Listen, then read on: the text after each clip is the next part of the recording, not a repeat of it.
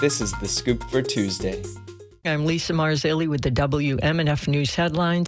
A former Florida DEP employee says he was fired after alerting the public about what he calls secret plans to fast-track the construction of golf courses, 350-room hotels, disc golf courses, and pickleball courts within critical habitats across 9 of Florida's state parks.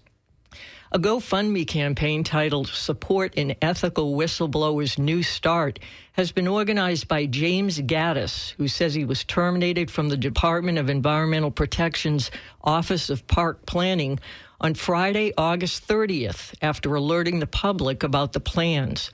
Gaddis, who had been with the DEP for 2 years, says he was directed to create 9 maps depicting shocking and destructive infrastructure proposals while keeping quiet as they were pushed through an accelerated and under-the-radar public engagement process. He says the proposals were not going to be released until the day before the scheduled public meetings. Gaddis says, as a state employee and single dad working a weekend side job, I knew that sounding the alarm was a risky move. However, I saw myself as a public servant first and felt it was the only ethical thing to do. This issue became far more important than any individual's employment status with DEP. As of this morning, Gaddis had raised over $17,800 towards a $10,000 goal. Green Party presidential candidate Dr. Jill Stein and running mate Butch Ware are coming to Tampa. The two will be hosting panel discussion and meet and greet fundraiser tonight from 6 to 8 p.m. at the Tampa Heights Youth Development and Community Center. This is Stein's 3rd time running for president, but you won't see her on the national debate stage. To qualify, a candidate needs to have at least 15% of the national support based on the average of 5 national polling organizations. Project 538 shows Stein polling at 1%. So while we haven't won the highest office in the land, we have completely transformed the, what people are talking about and what people demand. You can hear her full conversation with WMNF's Megan Bowman coming up this afternoon.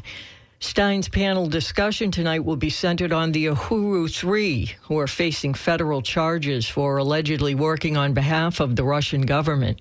Their month-long trial begins today in Tampa.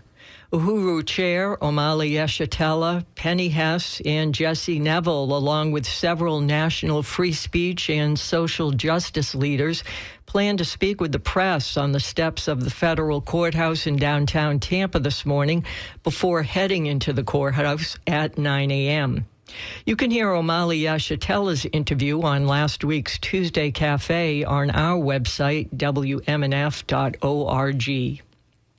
Engagement efforts in voting, civic activism, or by community organizations can greatly impact election results.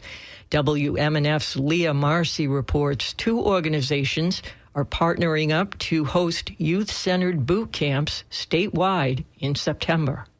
The 2024 election is fast approaching. On the ballot this November is Amendment 4, which would enshrine abortion rights into the state constitution. Floridians Protecting Freedom Communications Director Natasha Sutherland says the organizations are holding 5 organizing boot camps, a way to engage young people in this year's election. And a storm last month brought over 3 inches of rain to parts of South Tampa in 1 hour. Now the city of Tampa says they will take steps to push forward the plans to modernize the stormwater infrastructure.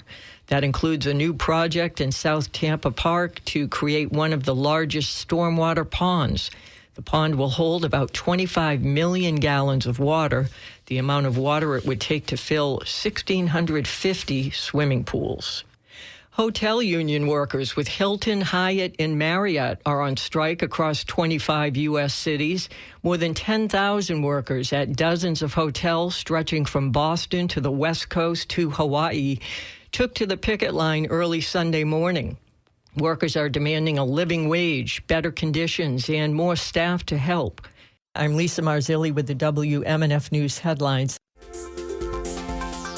This is The Scoop, recorded at WMNF Tampa.